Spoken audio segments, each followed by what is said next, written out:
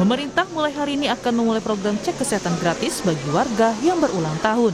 Sejumlah kesiapan pun sudah dilakukan di sejumlah fasilitas kesehatan. Di Jakarta, 44 puskesmas yang tersebar di seluruh kecamatan telah siap untuk melaksanakan cek kesehatan gratis. Puskesmas itu sudah terintegrasi dengan aplikasi Satu Sehat dan siap memberikan pelayanan dengan kuota maksimal 30 orang per hari untuk setiap puskesmas. Ada 292 puskesmas pembantu yang akan turut menjadi lokasi pelaksanaan cek kesehatan gratis. Insya Allah Jakarta siap dengan 44 puskesmas yang ada pada tiap kecamatan. Walaupun kita juga nantinya pastinya harus siap untuk puskesmas pembantu yang ada 292. Tapi saat ini masih untuk puskesmas yang 44. Dari sisi jajaran SDM-nya insya Allah kita siap. Selain di Jakarta, pemerintah Kota Palembang melalui Dinas Kesehatan juga sudah siap mendukung program pemeriksaan kesehatan gratis.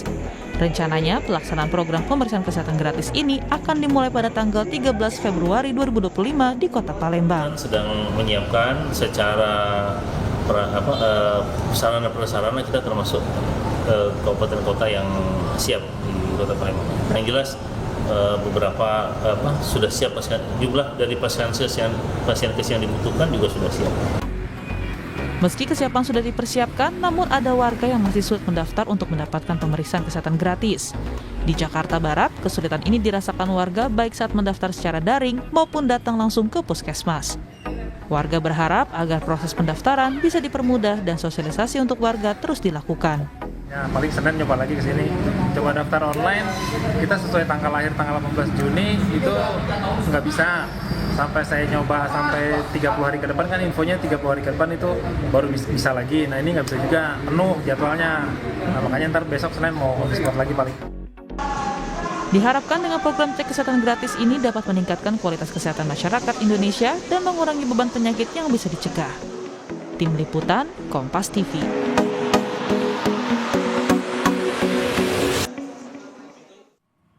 Program cek kesehatan gratis akan dilaksanakan mulai hari ini. Warga Indonesia yang berulang tahun bisa mengecek kesehatan dengan mendaftar terlebih dahulu. Lalu pertanyaannya, bagaimana program ini berjalan mengingat adanya beberapa kesulitan yang ditemukan karena warga harus mendaftar melalui aplikasi Satu Sehat karena kendala verifikasi dan bagaimana pula keberlangsungan program ini di tengah isu efisiensi anggaran. Kita bahas di pagi hari ini bersama dengan sejumlah narasumber yang sudah hadir. Di studio sudah ada pengamat kebijakan publik Universitas Indonesia, ada Pak Rian Nugroho. Selamat pagi Pak Rian. Pagi Mbak. Ya, kemudian ada melalui sambungan daring, sudah ada juru bicara Kementerian Kesehatan Bu Widiawati. Selamat pagi Bu Widiawati. Selamat pagi. Ya, kemudian juga ada anggota Komisi 9 DPR RI dari fraksi PKS, sudah ada Bu Kurniasi Mufidayati. Selamat pagi, Assalamualaikum Bu Kurniasi. Ya, waalaikumsalam. Selamat pagi, salam sehat semuanya. Oke, salam sehat. Ini kan hari ini kick off-nya ya, mulai program cek kesehatan gratis. Saya ke Bu Wiwit dulu ya, yang tampaknya akan sibuk sekali hari ini Bu Wiwit. Bu Wiwit, jadi pertanyaannya begini, siapa saja yang bisa melakukan cek kesehatan gratis, kemudian cek kesehatan gratisnya ini meliputi apa saja?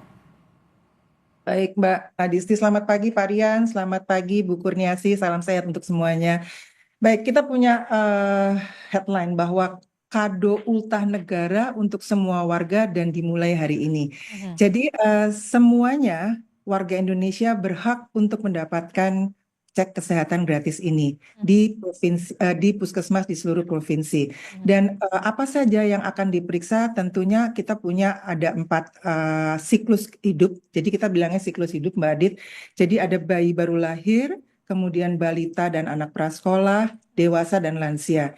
Nah, kalau bayi baru lahir kita mempunyai 6 pemeriksaan. Dan balita serta anak prasekolah ada 8 pemeriksaan, kemudian dewasa dan lansia ada 20 pemeriksaan. Yang berbeda adalah di anak sekolah, karena pada usia anak sekolah dan remaja itu pada 7 sampai 17 tahun itu dilaksanakan di sekolah pada saat mereka memulai ajaran tahun baru Juli 2025. Jadi kita pilih lagi jadi SD umur 7 sampai 12, kemudian SMP umur 13 sampai 15 dan kemudian SMA 16 sampai 17. Dan itu juga meliputi beberapa pemeriksaan. Contohnya kalau misalnya saya tadi ambil bayi baru lahir ada 6, kita ambil satu misalnya pada penyakit tiroid bawaan, kemudian pada balita dan anak prasekolah itu kita lihat pertumbuhannya, perkembangannya, kemudian kita juga periksa telinga, mata, dan segala macam. Kemudian kalau dewasa dan lansia juga kita melihat ada tekanan darah, ada gula darah. Untuk risiko-risiko misalnya nanti ada stroke atau jantung dan segalanya. Dan kalau pada anak sekolah, tentu pemeriksaan dasarnya kegiatan-kegiatan mereka. Misalnya pemeriksaan gigi, pemeriksaan mata, pemeriksaan telinga, dan ada juga pemeriksaan dengan kesehatan jiwa. Jadi ini adalah salah satu atau di antara pemeriksaan-pemeriksaan yang sudah ada. Ada tadi kalau misalnya dewasa dan lansia ada 20 pemeriksaan. Itu Mbak. Oke, jadi mulai dari bayi baru lahir, kemudian balita, bahkan anak sekolah, dewasa dan juga lansia, porsinya berbeda-beda begitu ya untuk bisa mengecek kesehatan gratis. Nah, yang kemudian ditanyakan adalah begini, kalau caranya seperti apa? Tadi kan di sebelumnya ada paket sebelumnya, wah ini kita susah nih karena terkendala katanya kuotanya penuh. Nah ini gimana nih kalau misalkan mengalami kendala verifikasi semacam ini? Karena kan kalau tidak salah melalui aplikasi Satu Sehat ya Bu Wiwit ya? Iya, Satu Sehat, melalui Satu Sehat. Jadi ini boleh cerita langsung nih Mbak. Boleh. Ya, jadi kalau Satu Sehat Mobile kan tadi sudah dikatakan bahwa kita upload dulu tuh. Kalau bisa memang sebetulnya harus mengunduh Satu Sehat Mobile. Karena apa? Supaya nanti tidak terjadi terlalu antrean penuh. Walaupun memang kita juga ada cadangan untuk yang tiba-tiba datang. Karena kayak tadi tidak bisa mengunduh dan segala macam. Jadi kalau sampai bisa mengunduh Satu Sehat Mobile diharapkan bisa, kita isi identitas, kemudian pilih tanggalnya, kemudian pilih lokasi dari puskesmas yang dituju, misalnya yang dekat rumah atau yang dekat kantor, dan kemudian nanti akan keluar tiket. Dan itu nanti akan dibawa sebagai salah satu penunjuk bahwa kita sudah ngedaftar. Nah, saya mau tambahkan sedikit. Kan kalau anak itu atau balita itu kan dia nggak punya gadget, misalnya nggak bisa daftar, itu boleh ikut di dalam aplikasinya dari orang tua. Nah, yang kedua, kalau misalnya tidak bisa di dalam aplikasi Satu Sehat, kita ada WhatsApp Kemenkes di 08111 0500 567. Di situ bisa juga kita daftar melalui pesan WhatsApp-nya ke Kemenkes. Nanti dari situ akan ikut ada prosedur dan akhirnya keluar tiket pemeriksaan. Tetapi kalau memang tidak bisa banget, datang ke puskesmas membawa KTP. Oke, jadi memang ada beberapa solusi yang ditawarkan oleh Kementerian Kesehatan ketika kendala di aplikasi Satu Sehat ini mengalami kendala verifikasi, bisa juga melalui WhatsApp Kementerian Kesehatan dan juga kalau tidak bisa juga bisa membawa KTP begitu ya ke puskesmas terdekat. Karena kan kalau kita berbicara di Jakarta oke lah semua sudah melek teknologi, lalu bagaimana dengan lansia-lansia yang di pedalaman dan juga di daerah-daerah terpencil, itu yang kemudian menjadi pertanyaan saya dan sudah dijawab. Nah, sosialisasinya sejauh ini seperti apa Bu Wiwit? Apalagi ini adalah kick-off ya, hari pertama. Baik, intinya kayaknya sebulan sebelumnya kita sudah sosialisasi ya Mbak. Tentunya yang pasti kita melalui kanal-kanal media sosial. Beberapa kanal semuanya kita jalani. Kemudian kita juga bersosialisasi dengan kementerian dan lembaga terkait untuk membantu mensosialisasikan bahwa ada kegiatan cek kesehatan gratis kado dari negara untuk seluruh warga masyarakat Indonesia. Kemudian juga dengan dinas-dinas kesehatan, provinsi, kabupaten, kota, kita juga minta tolong perguruan tinggi, kemudian organisasi masyarakat, dan semua kementerian dan lembaga terkait untuk bersama-sama mensosialisasikan bahwa kita mempunyai kegiatan cek kesehatan gratis ini. Dan ini terus berlangsung sampai saat ini. Bahkan akan terus berlangsung karena kan memang nggak bisa langsung semuanya ngerti bahwa ada cek kesehatan gratis, dan sampai kalau di tempat-tempat yang terpencil atau jauh mungkin kita bisa minta tolong kadernya dan segala macam. Jadi semua jalan memang semua sudut kita minta pertolongan untuk mensosialisasikan kegiatan cek kesehatan gratis ini. Oke, insya Allah dipermudah oleh Kementerian Kesehatan ya, Amin. tidak ada kendala. Nah, Bu Wiwit, ini yang kemudian jadi pertanyaan. Ini kan screening awal lah ya, bisa dikatakan karena cek kesehatan gratis begitu ya, screening awal. Nah, setelah nanti ada ditemukan misalkan, oh ternyata gulanya tinggi, oh ternyata si ibu ini hipertensi, atau ternyata setelah pap smear ada perlu selanjutnya, ada cek-cek selanjutnya. Nah, ini bagaimana? Apakah ini memang hanya screening awal untuk mengarah ke diagnosa selanjutnya atau seperti apa? Nah, jadi kan tadi kita udah, kalau yang tadi saya boleh cerita melalui Satu Sehat itu kan kita sudah mendaftar. Kemudian kalau melalui WhatsApp juga kita sudah mendaftar. Nah, kalau tadi Mbak tanya, gimana sih hasil lanjutannya? Nah, kalau misalnya hasilnya normal, penerima manfaat itu akan menerima edukasi mengenai pola hidup sehatnya dan pencegahan penyakitnya. Dan mereka juga akan diingatkan untuk melakukan selalu cek kesehatan secara rutin setiap tahun untuk menjaga kesehatan mereka. Sekarang kalau ditanya, ada nggak hasil selain normal, misalnya kita tiba-tiba ada penyakitnya. Nah, kalau jika hasilnya menunjukkan kondisi yang kita menderita sesuatu atau masyarakat menderita sesuatu, pengobatan itu akan diberikan di puskesmas. Jika diperlukan penanganan lebih lanjut, rujukannya ke BPJS akan diberikan ke fasilitas kesehatan tingkat lanjut atau FKTL untuk pemeriksaan dan perawatan lebih lanjut.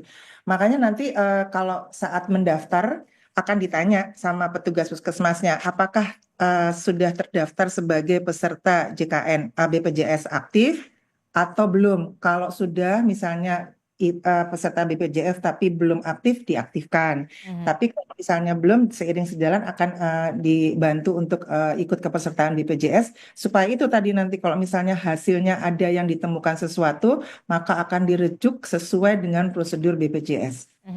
Oke, cukup lengkap sekali penjelasan dari Bu Wiwit ini. Saya mau ke Bu Kurniasi. Bu Kurniasi, kalau Anda melihat dari DPR sendiri sebagai wakil rakyat, kado ulang tahun dari pemerintah kepada rakyatnya adalah cek kesehatan gratis. Anda mengapresiasi soal itu? Ya, yang pertama tentu saja kami mengapresiasi karena emang ini adalah usulan dari kami juga, Mbak ya. Kenapa? Karena melihat dari perjalanan belajar dari pemerintah yang lalu kan kita ada COVID yang ternyata penyebab paling besar itu adalah komorbid. Sehingga diperlukan preventif ya. Kami lebih fokus pada preventif dan untuk preventif itu diperlukan pemeriksaan dari awal, artinya pencegahan sejak dini ataupun deteksi dari awal dan ini dibutuhkan pemeriksaan kesehatan. Kalau tidak didukung oleh pemerintah dengan biaya yang gratis, tentu saja check up ini tidak akan menjadi maksudnya menjadi berat lah, menjadi beban ya buat masyarakat. Karenanya kita dorong dan kita dukung anggarannya dan programnya dari Komisi 9 sebagai bentuk bagian dari upaya preventif ya, preventif menuju ketahanan kesehatan bangsa dan negara kita. Karena dengan preventif ini kita berharap semua bisa terdeteksi sejak awal ya, kita tidak ingin terulang kembali kasus COVID pada periode yang lalu, mudah-mudahan tidak terjadi lagi dan ini preventif ini bagian dari upaya yang sangat penting sekali dan sudah masuk di dalam Undang-Undang Kesehatan yang kita bahas di periode yang lalu. Jadi kami tentu saja di Komisi 9 support dan dukung dengan anggaran yang sangat memadai dan walaupun terjadi efisiensi, insya Allah ini tidak akan mempengaruhi perjalanan dari program pemeriksaan kesehatan gratis ataupun PKG.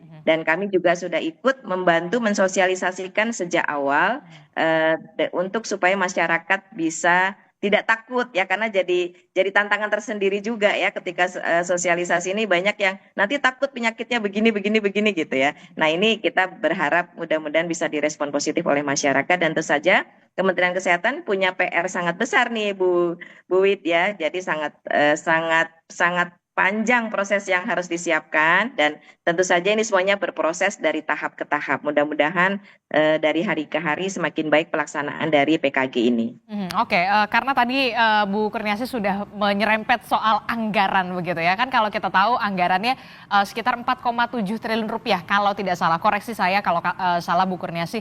Nah, sementara narasinya saat ini adalah belakangan ini adalah pemerintahan Prabowo Gibran ini sedang mengefisiensikan anggaran. Nah, ini gimana nih? Walaupun tadi Anda bilang insya Allah ya tidak akan berpengaruh yang signifikan begitu. Ya, kita sudah bahas dalam rapat dengan Kementerian Kesehatan pekan lalu. Sangat detail kami membahas tentang persiapan dari PKG ini, termasuk dampak dari efisiensi ini. Insya Allah dari Kementerian Kesehatan tetap punya komitmen, walaupun akan ada pengurangan anggaran, insya Allah tetap komitmen bisa dilaksanakan. Oke. Mungkin akan ada penyesuaian-penyesuaian di beberapa layanan kesehatannya ya, ataupun jenis pemeriksaan kesehatannya. Mudah-mudahan tetap bisa berjalan dengan baik ya, dan pastinya ini butuh support, butuh dukungan, dan pasti proses sosialisasinya tetap terus berjalan ya. Kami juga ikut melakukan sosialisasi. Kami kemarin melakukan kunjungan ke 3 kota di Aceh dan juga di Kalimantan dan juga di Sulteng ya. Kita melihat bagaimana kesiapan untuk pelaksanaan PKG di daerah-daerah di luar Jawa. Dan ini langsung kita yang turun nih Mbak ya, karena emang kami sangat concern terhadap ini adalah bagian dari upaya preventif yang kita lakukan untuk mewujudkan ketahanan kesehatan bangsa kita. Oke, saya mengapresiasi betul program pemerintah Prabowo Subianto dan juga Gibran Rakabuming Raka untuk bisa mensehatkan begitu ya warga negara Indonesia begitu ya sebagai kado ulang tahun dari pemerintah. Bu Wiwit, benarkah kemudian fasilitas kesehatan puskesmas ini hanya memberikan kuota 30 orang per harinya, dan apa yang perlu disiapkan bagi warga yang memang sudah terverifikasi akan melakukan program cek kesehatan gratis ini? Iya Mbak Adis, sebetulnya kita memang membuat maksimal 30, tetapi mungkin ada beberapa puskesmas yang kuotanya bisa ditambah.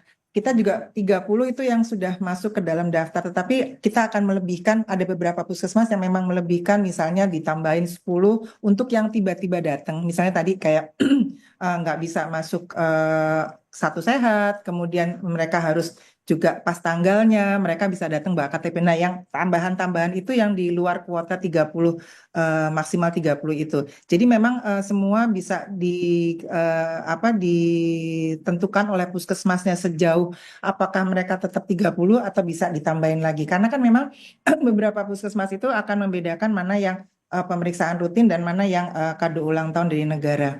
Terus yang lupa Mbak, pertanyaan yang kedua. Persiapan yang harus dilakukan oleh warga sebelum melakukan cek kesehatan gratis. Baik, jadi persiapannya tadi kalau yang pertama adalah mereka datang, sesudah mendaftar mereka datang ke puskesmas membawa KTP ya, identitas diri. Dan kemudian untuk supaya nggak bolak-balik, karena kita sudah melakukan simulasi, kita sudah melakukan uji coba, kan waktu itu ada uji coba di beberapa puskesmas bahwa nanti balik lagi ya, soalnya mesti puasa atau soalnya mesti ada pemeriksaan ini. Nah, supaya tidak harus bolak-balik, jadi untuk usia di atas 40 tahun kita sarankan untuk berpuasa di malam hari untuk pemeriksaan di pagi harinya. Gitu. Jadi nanti nggak usah bolak-balik, langsung periksanya semuanya dan hasilnya nanti akan dilaporkan melalui raportnya melalui Satu Sehat yang sudah masuk ke dalam catatan atau di WhatsApp atau nanti ada kalau misalnya nggak bisa lewat KTP itu nanti akan diberitahu. Jadi itu Mbak, yang di atas 40 kalau bisa puasa dulu supaya nggak bolak-balik, kalau yang lainnya silakan datang membawa KTP dan yang sudah izin. Oke, baik. Itu yang kemudian harus dipersiapkan kalau yang usia 40 tahun ke atas harus berpuasa dulu malamnya begitu ya supaya tidak bolak-balik, termasuk juga soal kuota ini yang kemudian perlu diperhatikan begitu karena setiap puskesmas itu punya fasilitas yang berbeda-beda, kemudian tenaganya juga berbeda-beda. Inilah yang kemudian harus dipahami betul begitu ya, jangan sampai ada pembludakan di sana begitu ya, Bu Wiwit. Saya ke Pak Rian dulu, sebentar ditahan dulu Bu Wiwit ya. Pak Rian, efektifkah program cek kesehatan gratis ini kalau dari segi kebijakan polisi ini? Oke, pertama saya sampaikan saya Ketua MAKPI, Masyarakat Kebijakan Publik Indonesia. Yang kedua saya bukan pengamat tapi pengajar. Pengajar.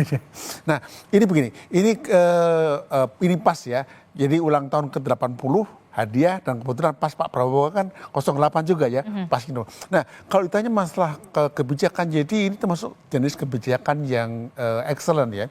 Karena excellent itu punya 3 kriteria. Satu, dia cerdas, kedua bijaksana, yang ketiga dia memberikan harapan. Nah, bagaimana secara efektivitas? Jadi public policy itu ada 5 kriteria dia dikatakan akan berhasil apa tidak. Pertama adalah dari efektivitas. Nah, efektivitas ini berkenaan dengan makro dulu. Jadi pada tahun 96 itu ada pakar namanya Michael Porter. Dia bilang keunggulan negara dalam bersaing. Nah, tahun 2006 itu ditulis bahwa keunggulan negara bersaing itu lewat manusia. Nah, manusia untuk bisa bersaing ada 2 level. Level di atasnya ada level kompetensi. Nah, di bawahnya kesehatan. Jadi efektivitas ya. Nah, dengan demikian agendanya adalah setelah efektivitas ini bagaimana? Nah, bagaimana itu berhubungan dengan yang namanya efisiensi. Efisiensi berhubungan dengan budget. Nah, problem budget seringkali ini menyandera kebijakan. Nah, penyanderaan kebijakan ini akan selesai apabila masuk level ketiga, yaitu apakah dia itu adil. Nah, faktor keadilan menjadi faktor yang mendukung kebijakan ini. Tapi yang paling penting adalah faktor yang namanya political visibility. Dengan kebijakan ini merupakan bagian dari yang namanya itu adalah quick win-nya dari pemerintah Pak Prabowo juga ini. Begitu Pak, kira-kira. Jadi kalau menurut Anda cukup efektifkah dengan adanya program cek kesehatan gratis di tengah begitu ya pemerintahan Prabowo Gibran ini narasinya lagi efisiensi anggaran nih? Oke, sementara kalau kita hitung secara anggaran ya tidak begitu menjadi masalah besar karena nilainya kalau 4,7 triliun quite kecil dibanding total yang di-spend pemerintah. Tapi kalau dilihat efektifnya kepada penghematan nasional untuk yang namanya biaya untuk kesehatan. Jadi dengan pengencangan kesehatan ini pemerintah punya data di mana mayoritas penyakit ada. Dengan demikian upahanya ke sana. Jadi kalau sebelumnya itu kita ibaratnya rumah makan Padang ya, semuanya disiapkan, yang laku cuma 2 atau 3 lauk saja. Nah sekarang melihat kebutuhan itu, nanti pemerintah akan fokus ke situ. Dengan demikian ini juga membantu kepada pengarahan industri farmasi. Termasuk layanan kesehatan. Jadi istilahnya beberapa services yang nggak kenukan akan di-slice itu. Jadi dengan demikian melihat efektivitas efisiensinya melihat pada konteks makronya. Nah ini yang harus dilihat sebagai kebijakan lanjutan dari Kementerian Kesehatan agar nggak berhenti di sini. Nah kelanjutannya adalah bagaimana menjadi efektif lagi, bagaimana melibatkan proses yang itu self-management. Contohnya, jadi pengecekan yang levelnya tinggi, misalnya untuk hipertensi. Ingat, hipertensi termasuk salah satu ibunya penyakit ya. Itu bisa dilakukan posyandu atau setiap hari Jumat. Ada yang namanya itu kita ada sholat Jumat kan. Setelahnya itu bisa mungkin tes yang namanya itu adalah hipertensi. Obat hipertensi sangat murah itu. Nah dengan demikian terjadi pola yang namanya itu kolaborasi kebijakan. Jadi dengan demikian dengan pola ini, saya kira kalau tahun ini kita 4,7 ya, ke depan akan semakin turun karena dengan demikian ada pola-pola kolaborasi yang itu berkembang ke sana. Dan yang paling penting adalah yang namanya sekarang mungkin biayanya mahal. Karena semuanya itu masih baru. Tapi ke depan akan terjadi namanya pengurangan biaya. Ini yang dihitung dalam konteks cost benefit efisien dari Kemenkes agar ke depan tuh misalnya turun 10% terus ke sana sehingga kalau 5 tahun maka turunnya menjadi 50% ke sananya. Tapi yang penting adalah data pengarahan prioritas health treatment itu lebih fokus lagi. Jadi kita nggak lagi jualan kayak warung Padang, tapi beberapa aja yang memang jadi kebutuhan kita. Jadi lebih fokus begitu ya soal klasterisasi, termasuk juga farmasi juga bisa lebih fokus di sana di daerah mana saja. Dan misalkan tadi Anda sebutkan soal hipertensi atau mungkin diabetes itu juga kemudian yang sering sekali terjadi di masyarakat kita begitu ya. Termasuk juga bagaimana soal pengawasan dari DPR dengan jalannya program cek kesehatan gratis ini. Nanti kita akan bahas di segmen selanjutnya. Kami tutup dulu kepada Bu Widiawati. Terima kasih sudah bergabung bersama kami, juru bicara Kementerian Kesehatan, karena sebentar lagi Bu Wiwit nanti akan keliling ya begitu untuk melakukan pengawasan dan juga memastikan bahwa memang program cek kesehatan gratis di hari pertama ini berjalan dengan lancar. Terima kasih Bu Widiawati, juru bicara Kementerian Kesehatan telah bergabung bersama kami. Sehat selalu Bu Wiwit. Terima kasih Mbak Adis, Pak Rian, Bu Kurniasi, sehat selalu. Oke, nanti kita akan sambung lagi dialog kita bersama dengan Pak Rian dan juga Bu Kurniasi. Usai jeda tetaplah bersama kami di Sapa Indonesia Pagi. Kami akan segera kembali. Saudara, hari ini merupakan hari pertama di mana program cek kesehatan gratis akan dimulai. Kita akan pantau bagaimana pelaksanaan program cek kesehatan gratis di wilayah Tangerang, Banten. Sudah ada jurnalis Kompas TV Jihan Jufri dan juga juru kamera Hanil di sana. Selamat pagi Jihan. Jihan, bisa Anda gambarkan bagaimana sebenarnya mulai dari mekanisme pendaftarannya ketika sudah sampai di puskesmas, termasuk juga warga yang kemudian berhak melakukan program cek kesehatan gratis ini, nanti program cek kesehatan gratisnya meliputi apa saja yang dicek?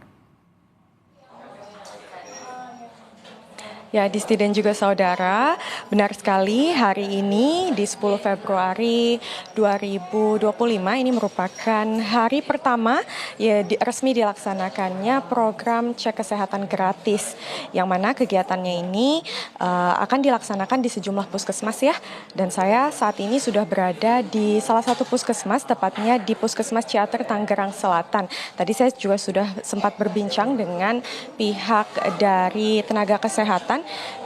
Mereka ini sempat menyampaikan bahwa untuk pendaftaran masyarakat ini bisa langsung datang dan mendaftar secara manual dengan membawa KTP dan mengisi formulir yang disediakan oleh pihak puskesmas. Lalu untuk pendaftaran secara digital ini pun bisa dilakukan melalui aplikasi Satu Sehat dan nantinya bisa langsung mengikuti langkah-langkah yang tertera di aplikasi, atau masyarakat pun bisa mendaftar melalui WhatsApp atau ke nomor resmi Kemenkes RI di 08111 0500 567. Nah, untuk cek kesehatan gratis ini memang dibagi ke beberapa jenis ya. Memang tujuannya adalah untuk memecah atau mencegah pembludakan dari masyarakat yang datang ke puskesmas ataupun ke klinik yang bekerja sama dengan BPJS RI. Untuk jenis-jenisnya ini ada beberapa, ada cek kesehatan gratis pada saat ulang tahun, ini bisa dilakukan hingga H+30 sejak hari ulang tahun masyarakat atau individu, lalu cek kesehatan gratis di sekolah dan juga cek kesehatan gratis secara khusus. Untuk apa saja yang bisa diperiksakan oleh masyarakat ini memang secara menyeluruh ya, mulai dari cek tumbuh kembang anak, lalu cek gula darah hingga pengecekan penyakit-penyakit kronis. Dan untuk siapa saja yang bisa memeriksakan dirinya di medical check up atau CKG, cek kesehatan gratis ini mulai dari bayi, balita, dewasa hingga lanjut usia atau lansia. Dan memang untuk pengecekannya ini selain pengecekan secara menyeluruh, masyarakat pun bisa mengecekkan penyakit bawaan atau penyakit turunan, penyakit kronis, dan juga ada konsultasi gratis. Adisti. Oke, Jihan, kalau disebutkan sebelumnya juru bicara Kementerian Kesehatan memang satu hari di puskesmas itu kuotanya 30 orang perharinya untuk program cek kesehatan gratis ini. Nah, kalau di puskesmas tempat Anda melaporkan seperti apa? Apakah nanti memang harus 30 ataukah memang bisa ada peluang-peluang lagi? Tadi Anda sebutkan warga negara Indonesia yang ingin melakukan program cek kesehatan gratis secara on the spot begitu. Batasnya sampai kuotanya berapa?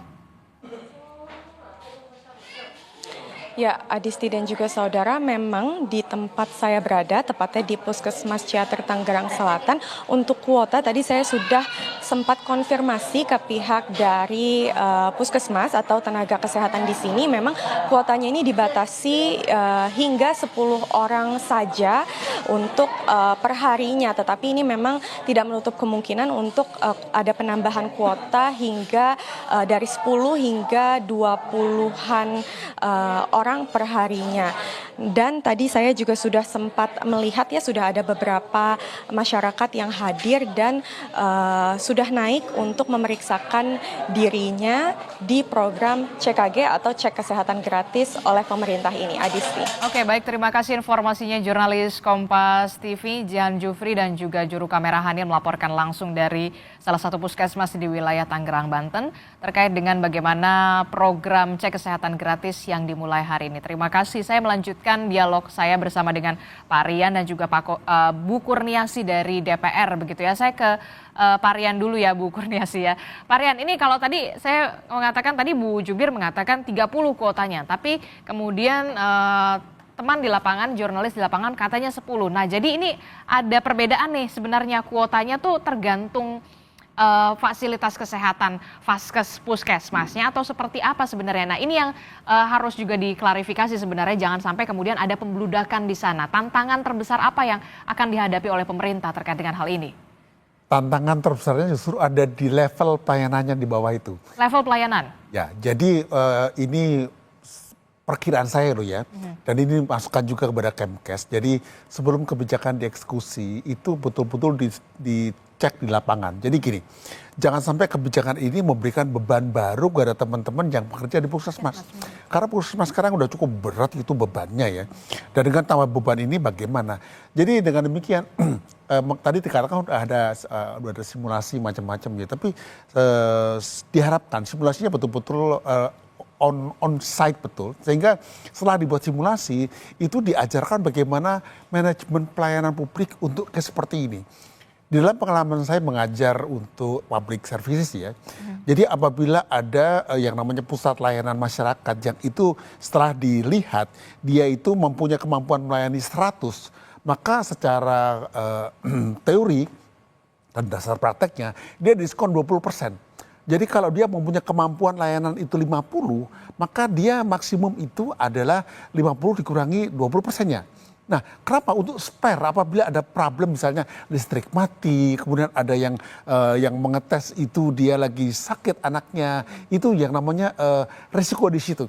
Nah, ini dari yang lihat tadi, sepertinya perlu dibantulah oleh Kemkes agar yang namanya penetapan target itu sifatnya tidak orang bilang saklek gitu loh, luas. Jadi disampaikan aja target akan range antara 10 sampai 50 tergantung kemampuan dari masing-masing. Karena masyarakat kita itu masyarakat yang overhope ya. Kita sering kritik masyarakat 62 ya, yang suka marah kalau nggak warga dapat plus apa 62 gitu. Lah katanya kuotanya sampai 30, kok di sini cuma 10. Nah, karena masyarakat kita belum dewasa, pemarah. Jadi daripada seperti itu, harusnya dibuat namanya komunikasi kebijakan yang luas. Ada range seperti itu dan masing-masing puskesmas diberitahu, Anda mempunyai kemampuan berapa. Nah, dari berapa itu kira-kira hanya berikan 80%. Ini adalah namanya risikonya agar nggak terjadi perbudakan tadi. Ini sangat penting agar tidak terjadi nanti konflik di lapangan. Kalau konflik kan kasihan juga karena puskesmas sangat berat, masyarakat sangat berlebihan dan kita pengen program ini berhasil gitu Mbak. Oke, inilah yang faktor-faktor teknis macam ini yang memang seharusnya sudah diantisipasi oleh Kementerian Kesehatan soal bagaimana pembagian kuota begitu ya. Setiap puskesmas itu berbeda-beda, jadi tidak harus saklek 30 begitu per puskesmas karena kemampuan puskesmas itu berbeda-beda. Apalagi kalau puskesmasnya di daerah-daerah terpencil begitu ya, yang minim fasilitasnya juga begitu dan juga tenaganya. Itu soal teknis. Lalu bagaimana soal keamanan atau pengamanan data di sana? Sangat betul Mbak Adisti. Jadi sebelum ke sana kita berbicara masalah penggunaan data dulu. Jadi setelah pemerintah mendapatkan data ini, datanya mau diapakan? Untuk itu saran saya ada 3. Nomor 1, masyarakat itu harus bisa mendayagunakan datanya. Katakanlah yang bersangkutan itu ketahuan dia punya hipertensi. Maka dia mulai belajar bagaimana dia mencegah agar ini dia tidak semakin tinggi atau diabetik gitu kan ya. Jadi pertama-tama masyarakat harus bisa mendayagunakan data itu. Kedua, puskesmas kemudian bisa memberikan treatment awal. Misalnya kalau dia udah ketahuan punya rekodnya itu hipertensi, maka dia berikan yang namanya obat hipertensi dulu dan diberitahu berapa lama, karena hipertensi kalau nggak salah itu bisa berjangka, bisa selamanya dan seterusnya. Dengan demikian orangnya dijegah untuk sakit dulu. Dan kalau dijaga sakit, maka dia puskesmas nggak akan penuh lagi. Karena apa? Orang udah ditanggal di sana. Makanya kalau boleh dikatakan yang namanya kebijakan ini adalah kebijakan preemptif, kata orang Amerika Serikat. Nah, ketiga betul. Jadi gini, kalau yang namanya saya adalah pengusaha farmasi dari Amerika Serikat atau China atau Prancis gitu kan ya, maka saya mengincar data ini. Kenapa? Saya kan, ternyata orang Indonesia itu ternyata penyakitnya A, B, C, D, E. maka saya memberikan data kepada diri saya dan mereka menggerojok kita dengan produk itu dengan harga murah, bermutu tinggi lagi, sehingga kita mengalami kolaps industri kita. Dan kedua, kita mengalami ketergantungan obat juga kepada negara itu. Dan ini mempengaruhi yang namanya daya saing dengan negara tertentu. Dengan demikian, kalau dibolehkan, maka kita sarankan yang namanya data ini betul-betul dijaga tempatnya, jangan sampai bocor. Jangan sampai ada seperti kasus dulu ya, PDN bocor itu kan karena sementara ya. Jadi data ini, pertama kita bicara masalah bahwa data ini adalah yang namanya the new oil. Tapi yang kedua adalah, ingat loh, melindungi data ini bagian dari amanat Undang-Undang Dasar 45. Kenapa? Melindungi segenap tumpah darah Indonesia juga melindungi data ini juga. Jadi banyak komplikasinya dan ini saya kira betul Mbak Disti. Bagaimana nanti teman-teman terutama di DPR ya, kita semangat nanti gimana mengamankannya ini. Pengawasannya karena akan seperti begini, apa? apakah nanti itu akan dipegang oleh Kementerian Kesehatan atau di mana gitu. Karena data kesehatan itu menentukan negara ini bakal kalah perang apa tidak gitu. Oke, dari penjelasan yang komprehensif tadi dari Pak Rian begitu. Nah, saya langsung ke Bu Kurniasi. Bu Kurniasi, bagaimana soal pengawasan dari DPR, terutama soal pengamanan data? Jangan sampai pengamanan data ini kemudian bocor begitu ya. Medical record dari masing-masing warga yang sudah melakukan program cek kesehatan gratis begitu ya dimanfaatkan oleh segelintir pihak begitu. Nah, bagaimana pengawasan DPR sendiri nantinya? Iya, baik. Terima kasih banyak Pak Rian. Saya kira apa yang disampaikan Pak Rian itu sangat sejalan dengan apa yang sudah kami lakukan ya Mbak. Karena sebenarnya Satu Sehat ini bukan sistem baru, tapi sudah sistem yang lama. Bahkan di Komisi 9 ini bermitra juga dengan BPJS Kesehatan yang juga terkait dengan data ini selalu kami suarakan dan kami lakukan pengawasan agar data-data ini benar-benar diprotek ya. Karena ini adalah hak perlindungan dari masyarakat. Dan tentu saja Undang-Undang Perlindungan Data kan juga sudah ada ya, sehingga ini tetap mengikat supaya semua pihak dari Kementerian Kesehatan dan jajarannya sampai ke bawah ini dan juga kementerian lain yang terkait dengan pengelolaan data ini tentu saja menjaga keamanan dan kerahasiaan data ini menjadi sangat penting, urgen dan menjadi yang utama. Dan ini selalu kami lakukan pengawasannya dalam setiap rapat, termasuk dalam rapat pekan yang lalu kami juga menanyakan ketika nanti data medical recordnya sudah ada dari hasil check up ini agar disimpan dan digunakan benar-benar untuk membangun ketahanan kesehatan bangsa, bukan untuk hal yang lain. Dan juga perlu diantisipasi bocornya data ataupun ya kadang-kadang ada kena hack dan lain-lain itu tidak boleh terjadi. Jadi ini juga sudah kami sampaikan sejak Satu Sehat ini di launching di periode yang lalu. Jadi sebenarnya Satu Sehat ini bukan sesuatu yang baru, tetapi sudah kami minta dan kami lakukan pengawasan supaya Satu Sehat ini benar-benar berfungsi sesuai dengan kepentingan yang terkait dengan kesehatan saja dan jangan sampai bocor, dijaga betul-betul keamanan dan juga rahasia dari setiap warga negara. Itu Mbak yang pertama, yang tentu saja sudah terus kami lakukan. Yang kedua tadi karena ada diskusi terkait dengan kuota gitu ya. Tentu saja di tahap-tahap awal ini kami juga sudah melakukan rapat ya. Jadi diberikan kemarin disepakati diberikan kelonggaran waktu ya untuk yang dari Januari sampai dengan Februari ini bisa Maret ya, sampai dengan Maret ini bisa berobat bisa melakukan check up sampai dengan 30 April. Karena kita menyadari pasti akan ada proses-proses adaptasi dan ini juga hasil dari kunjungan kami, ada proses penyiapan SDM yang mungkin perlu ditambah di hari-hari berikutnya ya. Walaupun semua sudah disimulasi oleh Kementerian Kesehatan, tetapi tentu saja pada pelaksanaannya pasti akan banyak penyempurnaan, tidak mungkin tidak gitu ya. Karena ini adalah program baru yang baru dilaksanakan, tentu saja banyak sekali hal-hal yang perlu disempurnakan di hari-hari yang ke depan. Karenanya buat masyarakat yang belum bisa berobat, yang hari ulang tahunnya sudah lewat sampai dengan 30 Maret, masih bisa melakukan check up sampai dengan 30 April Mbak, insya Allah ya kami sudah minta seperti itu dan bisa jadi ini juga nanti kita usulkan ditambah lagi kalau memang belum tercover semuanya. Jadi insya Allah semuanya bertahap dan kami mendorong dilakukannya evaluasi harian ya, tidak lagi pekanan tapi evaluasi harian di hari-hari pertama ini karena tentu saja setiap hari pasti akan ada masukan-masukan yang perlu disempurnakan oleh Kemenkes dan juga unit-unit pelaksana di lapangan nanti terkait dengan layanan PKG ini. Prinsipnya ini adalah sebuah upaya untuk melakukan preventif dan ini sudah diakomodir dalam Undang-Undang Kesehatan sebagai payung hukumnya dan ini semua ditujukan untuk mewujudkan ketahanan kesehatan bangsa dan rakyat kita. Oke, itu tadi yang kemudian harus dievaluasi dan juga pengawasan juga harus dari DPR juga terus Betul. diaktifkan kembali begitu ya, dimasifkan kembali. Nah, kalau dari Pak Rian sendiri kalau soal efisiensi anggaran nih gimana nih, jangan sampai kemudian ada juga kebocoran-kebocoran juga nih di program ini. Saya kira kalau kesehatan relatif berintegrasi tinggi ya, karena kesehatan tuh istilahnya rata-rata dokter kan integritasnya bagus itu. Nah, tapi ada satu hal yang kalau boleh kita berikan masukan masalah efisiensi tadi kepada Ibu Kurniasi tadi ya di tim DPR kita ya. Jadi kalau boleh tambah satu lagi namanya KPI, Key Performance Indicator dari program ini. Jadi katakanlah setiap tahun dia keluar 4,7 triliun ya, let's say 5 triliun lah gitu. Nah, bisa nggak yang namanya pengeluaran biaya ini dia mengurangi biaya yang lain? Kita tahu kalau nggak salah tahun 2024 itu kita punya defisit untuk BPJS Kesehatan itu 20 triliun.